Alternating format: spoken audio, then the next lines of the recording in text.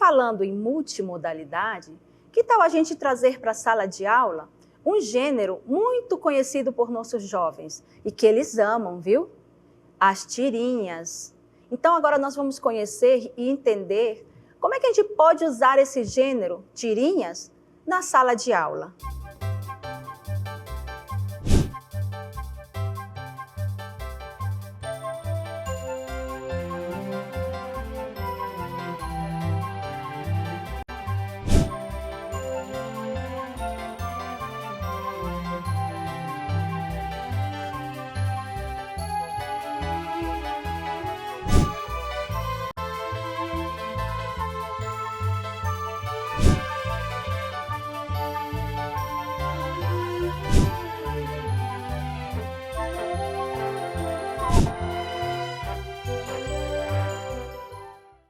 Então, professor, quando nós formos usar o gênero tirinhas na sala de aula, é preciso estar atento a alguns aspectos muito importantes. É um gênero muito aceito pelos nossos jovens, então se torna muito fácil interagir com eles e engajá-los também nesse processo de aprendizagem.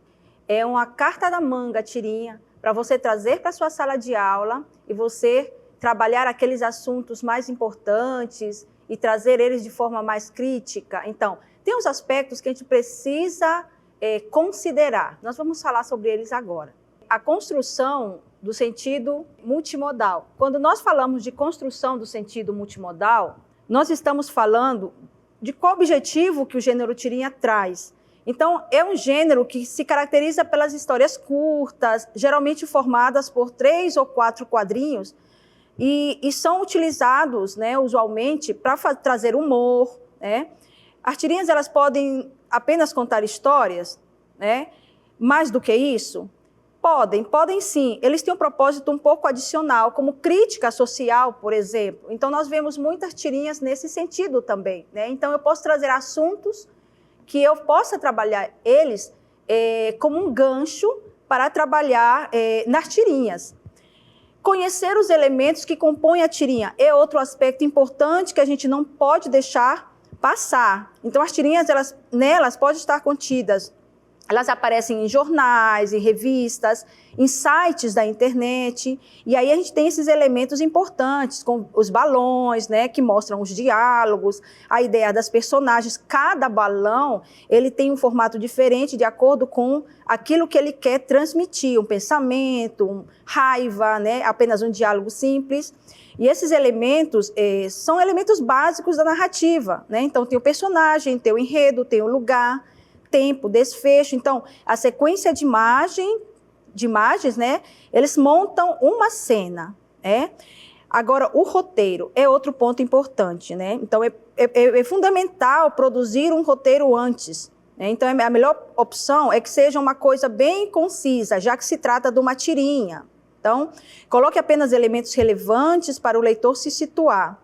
Pense que você quer evidenciar. O que você quer evidenciar?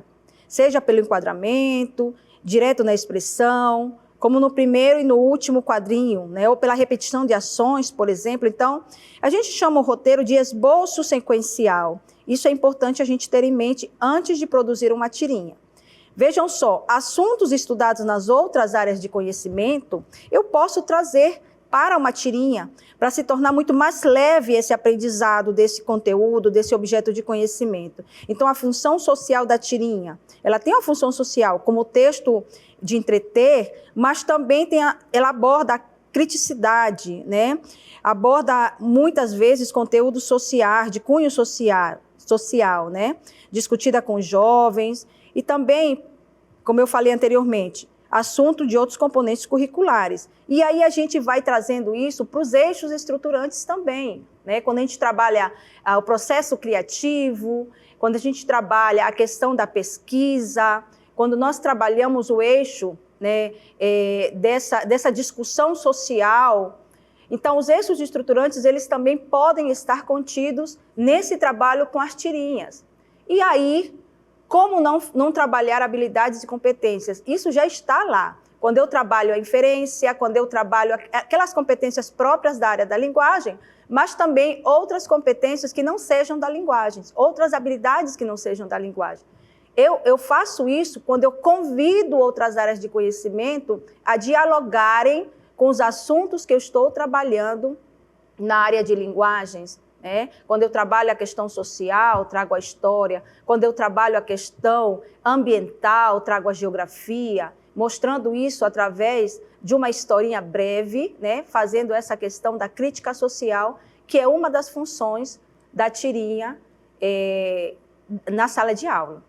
Então, professores, vocês percebem como esse gênero tirinha te possibilita esse engajamento do estudante, possibilita ativar a criatividade dele e, por que não, também ativar esse processo do pensar, o processo da reflexão, trazendo para essa aula, usando as tirinhas, assuntos relevantes, assuntos que ele pode discutir, que ele pode refletir, que ele pode criar soluções criativas, tudo por meio de uso das tirinhas, que é um gênero que eles gostam, um gênero que eles conhecem e um gênero no qual eles também serão autores de histórias, autores de histórias que transformam a realidade deles. Eles olham a situação-problema, eles refletem sobre essa situação-problema e eles transformam isso numa história que, de repente, eles vão publicar no mural da escola, vão colocar num blog da escola, num canal, né, numa rede social, que deve ser controlada, é claro, planejada, mas que pode ser apreciada por outros, né?